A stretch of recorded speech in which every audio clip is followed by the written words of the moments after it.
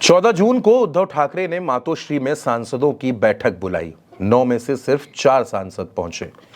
तभी तय हो गया था कि पार्टी में बड़ी फूट होने वाली है। 16 जून को 6 सांसद दिल्ली पहुंचे और 17 जून को लोकसभा स्पीकर से मिले। इसी दिन खबरें आईं कि 2 सांसद संजय दीना पाटिल और ओम प्रकाश निंबालकर 18 जून को वापस शिवसेना उद्धव गुट की संसदीय बैठक में जा सकते हैं। लेकिन इसी बीच शाम को डिप्टी सीएम एकनाथ शिंदे ने जूम कॉन्फ्रेंस कॉल करके सभी सांसदों से बात की और वो शिवसेना शिंदे गुट में विलय कर लें, इसके लिए उनको मना लिया। अब कहा यह जाता है दोस्तों कि शिंदे की यही जूम कॉल टर्निंग पॉइंट थी। शिंदे ने 6 सांसदों को अगले लोकसभा चुनाव में टिकट और फ्यूचर सिक्योर करने का भरोसा दिया। सभी सांसद एकनाथ शिंदे से जल्द मुलाकात भी करेंगे, लेटर भी जारी करेंगे और यह भी बताएंगे कि उन्होंने शिवसेना उद्धव गुट क्यों छोड़ा। कहा यह भी जा रहा है कि शिंदे का अगला टारगेट उद्धव गुट के 3 एमएलसी और बीएमसी के 65 पार्षद हैं। दिल्ली में उद्धव गुट के 6 बागी सांसद लगातार एकनाथ शिंदे के संपर्क में थे। शिंदे ने करीब 40 मिनट उनसे बातचीत की और यह भी कहा कि मैं हर फैसले में आपके साथ खड़ा हूं। सांसदों को संसदीय क्षेत्र में विकास के लिए पर्याप्त बजट के साथ साथ लोकसभा चुनाव में टिकट, वाई श्रेणी की सुरक्षा का भी भरोसा दिया गया है। एकनाथ शिंदे से 1 to 1 बात करने के बाद सभी सांसदों का उद्धव गुट छोड़ने का फैसला और ज्यादा मजबूत हो गया था। अब सवाल यह है कि आखिर उद्धव ठाकरे की पार्टी टूटी क्यों? उद्धव ठाकरे की पार्टी में ये 6 सांसद नाराज क्यों हुए? इनकी नाराजगी की वजह क्या है और आखिर ये क्यों एकनाथ शिंदे की पाले में जाकर खड़े हो गए? दोस्तों वो मैं आपको बताऊंगा, लेकिन उससे पहले मैं आपको ये बता देता हूं कि ये जो सांसद हैं, इन सांसदों के बारे में भी थोड़ी सी बात कर लेते हैं।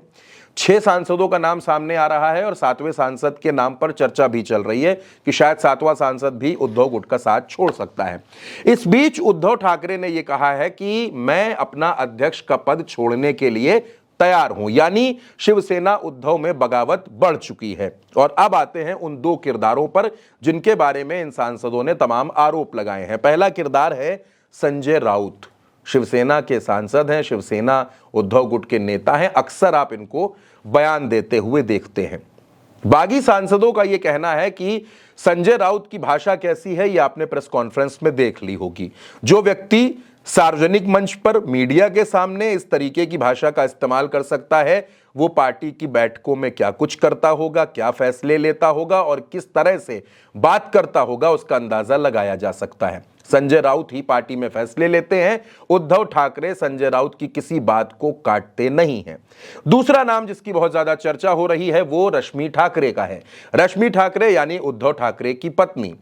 कहा यह जा रहा है कि उनके पास शिवसेना में कोई भी पद नहीं है, लेकिन इसके बावजूद वो पार्टी में दखल देती हैं। उनकी मर्जी के बिना कोई उद्धव ठाकरे से मिल भी नहीं सकता, यानी अगर उद्धव ठाकरे से मुलाकात करनी है तो रश्मि ठाकरे की परमिशन का होना बेहद जरूरी है। लोग ये कह रहे हैं कि एकनाथ शिंदे अपने अपमान का बदला ले रहे हैं और तरह तरह की बातें कही जा रही हैं। अब एकनाथ शिंदे के टारगेट पर शिवसेना उद्धव गुट के 3 एमएलसी और 65 पार्षद हैं जो बीएमसी में हैं। ये करके एकनाथ शिंदे क्या करना चाहते हैं? दरअसल एकनाथ शिंदे खुद को मजबूत करना चाहते हैं। अगर ये 65 पार्षद बागी हो जाते हैं और ये टूटकर शिंदे के पाले में आना चाहते हैं तो उससे शिवसेना शिंदे गुट मजबूत होता है। अमित शाह महाराष्ट्र के दौरे पर हैं। उन्होंने वहां पर यह बात कही भी कि अब कोई गुट नहीं है, अब शिवसेना एक ही हो गई है, यानी उनका इशारा इस टूट की तरफ ही था। बिना नाम लिए उन्होंने इस बात का जिक्र किया। एकनाथ शिंदे के साथ अगर ये बागी सांसद आ जाते हैं तो एकनाथ शिंदे का जो नंबर है लोकसभा में वो पहुंच जाता है 13। आज की तारीख में नरेंद्र मोदी की सरकार में 20 सांसद एनसीपीआई वाले जो हैं, जो टीएमसी का बागी गुट है, वो सपोर्ट कर रहा है। इसके अलावा जो 16 सांसद हैं वो चंद्रबाबू नायडू के हैं और फिर जो 12 सांसद हैं वो जेडीयू के हैं। लेकिन अगर एकनाथ शिंदे ये खेल कर ले जाते हैं तो फिर उनकी संख्या 13 हो जाएगी, यानी वो भी एनडीए में चौथी सबसे बड़ी पार्टी बन जाएंगे और फिर एकनाथ शिंदे का कद महाराष्ट्र में भी बढ़ जाएगा। अगर बीएमसी में वो टूट करने में कामयाब हो जाते हैं तो बीएमसी में एकनाथ शिंदे का दावा मजबूत हो जाएगा।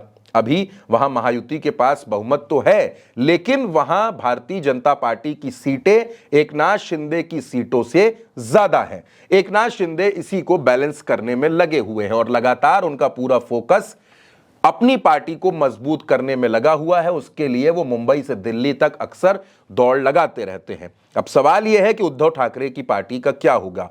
क्या उद्धव ठाकरे की पार्टी बचेगी? उद्धव ठाकरे अपने सांसदों को मनाने में नाकाम हो चुके हैं, यह साफ तौर पर दिख रहा है। उद्धव ठाकरे के पास महाराष्ट्र में 6 एमएलसी हैं, जिसमें से 3 एमएलसी एकनाथ शिंदे के संपर्क में बताए जा रहे हैं। 20 एमएलए हैं, उनमें से कुछ विधायक भी टूट सकते हैं।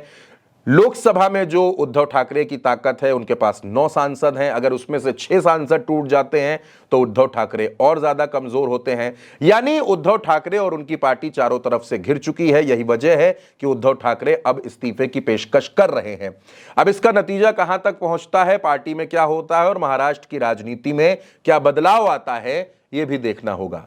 फिलहाल इस खबर में मेरे साथ इतना ही। आप अपनी राय उल्टा चश्मा यूसी के कमेंट बॉक्स में हमें जरूर बताइएगा। नमस्कार।